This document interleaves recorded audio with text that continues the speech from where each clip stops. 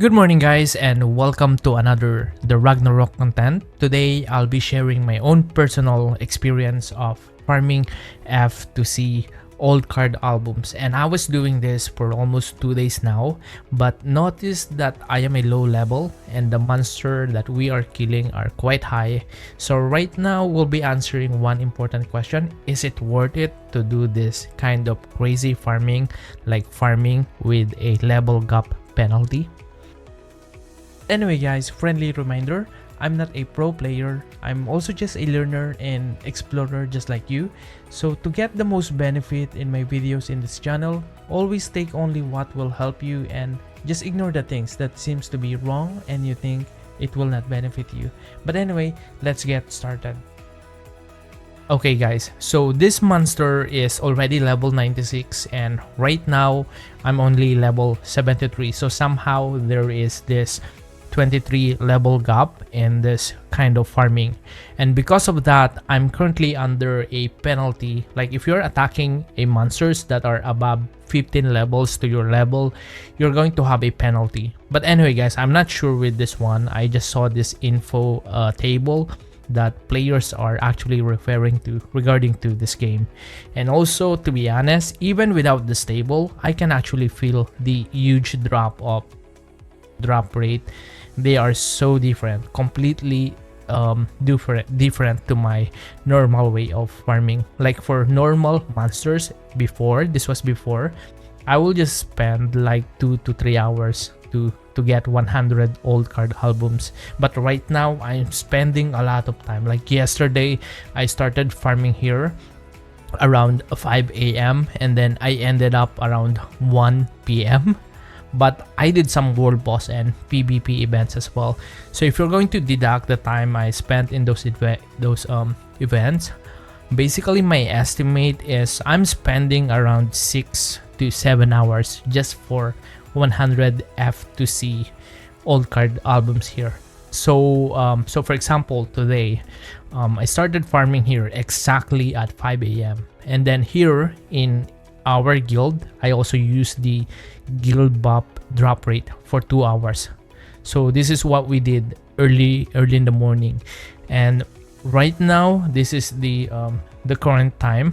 This is the current time, and here in our bag yesterday we got 100, so basically less 100 of this two. That is what we got right now. So for sure, if we will continue farming here today, we might spend more time just like yesterday. And also guys, actually I already put all of my cards in my storage. That's why here you are not seeing any cards here, and I did that so that when we try opening all of our F2C cards here, we will see instantly the big picture of what we can get every day, like in 2 days or 1.5 day. Okay guys, I'm not going to wait to complete our 100 F2C cards here anymore. So let's just try to open now all of our F2C cards. So what do you think? What do you think about the result? So these are the only C cards that we got for all of the cards that we farm here for a long period of time. What do you think? So guys, you can comment down below your thoughts and ideas to this one. But for me, my final conclusion here is with this kind of results, this kind of farming is not worth it for me. Even though we got one hydro card here, that doesn't mean that we're going to get this every day.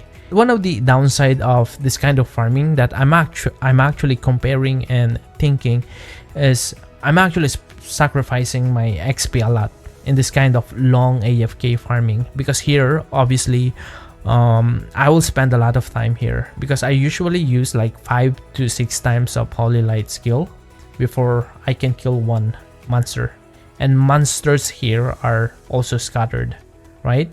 And if I will compare this to my normal farming in 6 to 8 hours, I believe I will be able to kill a lot of monsters, like times 4 or times 5 of the total monsters that I will kill here. So let's just go back first to my normal farming spot and we'll continue our discussion there, and I'll show you guys what I'm trying to say.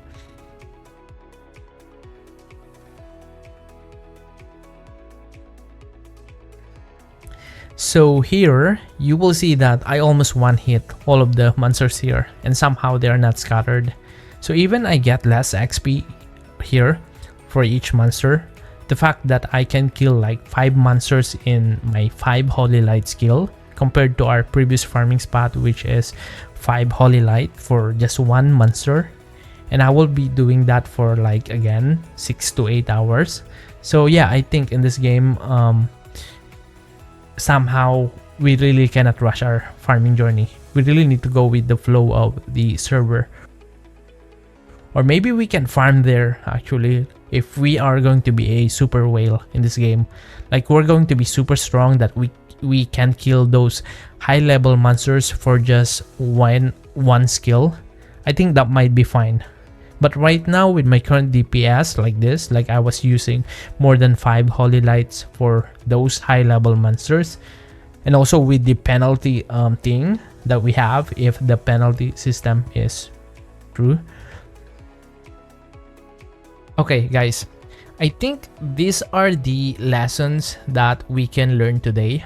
Number 1, we really don't need to rush our farming journey. So that's number 1. So let's just keep farming to the monsters that are within the range of our level, and time will come that we will start farming on F to C cards. But for now, with our level like this, I think it's more wise if we stay here first in F to D cards. Number 2, when choosing a farming spot, we also need to consider the DPS of our character. Like for me, ideally, I will just farm on monsters that I will be using Holy Light 1 to 2 times only. If I'm going to do more than 2, then I'll find another monsters. Well guys, this is just for me. This is my current standard right now. Only 1 to 2 Holy Light. Number 3, and I think my standard for completing any type of old card albums, whether it's F to C or just F to D old card albums, will be 2 to 3 hours. Maximum will be 3 hours. So if I'm spending more than that, I will not do it anymore, because I also learned from other players who are farming now in F to B cards in Taiwan server, like level 100 above. They're just actually spending maximum of 2 hours for completing the 100 old card albums. So maybe for now 2 to 3 hours will be my standard for farming 100 old card albums. Okay, number 4 guys, I really want to apologize for my previous video where I shared my personal daily routine, and from that video I showed you guys that I was spending like a billionaire here in the Zeny shop. So right now look at my Zeny.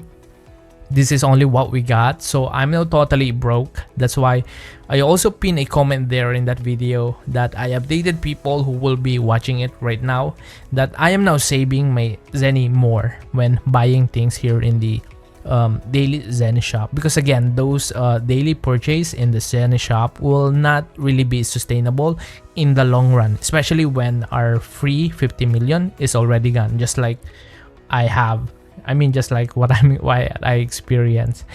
So I think the next thing that I will try to explore in this game is I'll try to figure out how much Zeny I usually spend for upgrading this character every day, like upgrading the ancient gear and then refining and also enhancing. Actually, most of my Zen expenses here in this character are the upgrading stops. And for the potions, I almost never spent any single Zeny in my HP and mana potion. So I'm going to explore my daily expenses and also my daily source of Zeny in this game soon. And let's see how sustainable is our current routine and gameplay, because if not, we are going to have a big problem. Okay, so guys, that's all the things that we learned today in our journey. I made a lot of mistakes. Hopefully you guys will learn from my own mistakes. But anyway guys, thank you very much again for watching this video, and see you soon in other videos. And also, if you have any suggestions of experiments or any kind of contents, you can put your comment down below and let's see if I can do it. Alright, thank you again, guys. See you.